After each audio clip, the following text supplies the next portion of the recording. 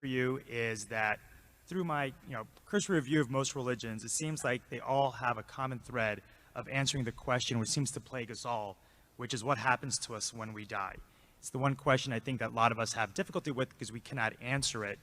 And so it seems like this common thread is it gives us hope for the afterlife, something better than what we have right now. And it feels like, I feel like a lot of religions, that what they do is they put forth codes or rules of conduct to help us live a good life so that we can achieve this afterlife. And so given this commonality, what makes you believe that Christianity is the correct or right religion?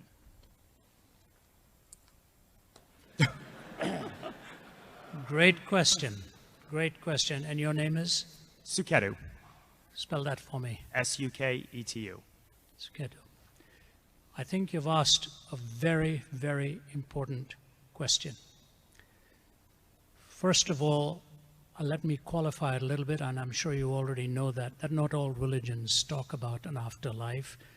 Mainly the monotheistic ones do. The pantheistic ones are reincarnation. Even the reincarnation between Buddhism and Hinduism is a little different. In Hinduism, it's the transference of identity one into another in a different form. But in Buddhism, it's not even sure whether it's the identity that's transmigrated or just another form of essence that has emerged. A worldview is built not on one line of argument. A worldview is built on a connected series of arguments. And if a worldview were just built on one line of argument, I think this is the mistake naturalism often makes. It'll take sort of one argument that it has in its favor and forget all the myriad other questions that emerge. When I look at the person and the work of Jesus Christ, this is the most important question I had to ask.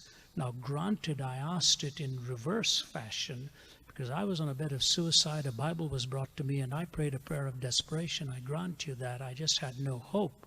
But I read the verse, Jesus said, because I live, you also shall live. I just said, this is talking about a life that I don't have. And maybe this is the life I need. And so I prayed that prayer. But then I made a prayer commitment right on that bed. I was 17 and I said, Jesus, if you're who you claim to be, I will leave no stone unturned in my pursuit of truth. Because my goal was truth. Pragmatically, it made sense for me to hang on to a life jacket that was thrown my way. But then I began my years and years and years of study. When you look at the life of Christ from the prophetic schema of hundreds of years before, where he was going to be born, what he was going to do, what his name was going to be called, how the manner of birth was, the manner of life he was going to lead, how he was going to die, and then the resurrection from the dead. The uniqueness about the New Testament and Old Testament scriptures, it's not a single author, it's multiple authors. As you know, 66 books, 40 different authors have edited it, and it is interesting that Paul, Saul of Tarsus, who wrote 1/3 of it, came in a reverse fashion to the rest of them. The disciples came birth, life, death, resurrection, and that's how they knew Jesus. Not so with Saul, who he became Paul. He said, when he was encountered the risen Christ, he said that I may know him, the power of the resurrection and the fellowship of his suffering, being made conformable unto his death. He started with the resurrection, but he said he needed to understand the cross because he came in reverse chronological order, but he encountered the risen Christ. The conversion of Saul of Tarsus and Thomas, especially, these two dramatic conversions are powerful witnesses of what happened. Saul, who was killing them, he was standing there watching Stephen being martyred and kept the clothes of those who were stoning him.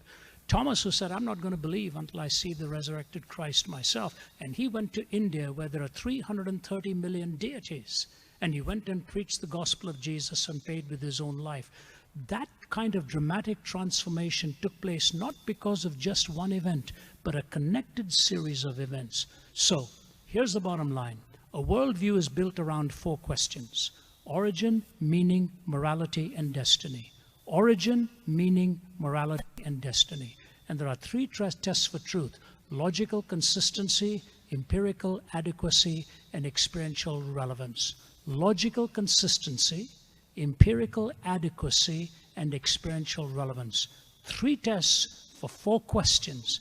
And when you take the prophecy of Christ hundreds of years before, from his virgin birth, you take the purity of his life, unmatched, totally unmatched till this very day. Then the death that he promised for the forgiveness of sins, and then the resurrection. As an Easterner, I asked myself this question. When Jesus was asked how he was going to demonstrate it, if he were a fake, he would have said, I'm going to spiritually rise again. And they would never be able to falsify it.